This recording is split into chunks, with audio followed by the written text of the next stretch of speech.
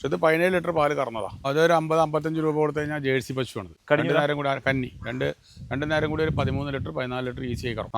4 പല്ല് കിടാരി പറയും. കടിഞ്ഞൂൽ ജേഴ്സി. ഇതിന് അപ്പുറത്ത് അതേ വിലക്കുള്ള ഒരു 3 പേർ പശുണ്ട്.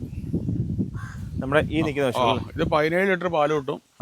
ഇത് അവർ പറയുന്നത് 65 രൂപയാണ്. നമുക്കൊരു 60-ന്റെ ഉള്ളിൽ വാങ്ങിക്കൊടുക്കാൻ പറ്റും. ഇതിപ്പോൾ ഉടനെ പ്രസവം കാണല്ലോ. ഉടനെ പ്രസവമുണ്ട്. ഇതിന്റെ ഒരു കൊമ്പൊന്ന് ക്ലിയർ ആക്കേണ്ടത്. അതിൽ 2 ഷേപ്പിലേക്കാണ് കൊമ്പായത്.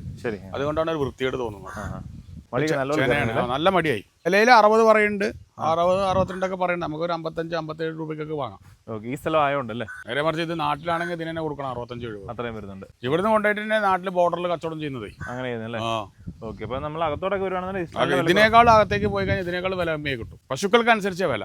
ഇത് ജേഴ്സി ഇനത്തിൽപ്പെട്ട പശുവാണ്. ഇതൊരു കുഞ്ഞു പശുവാണ്. ഈ പശുവിന്റെ വിലയാണ് ഈ പറഞ്ഞത്.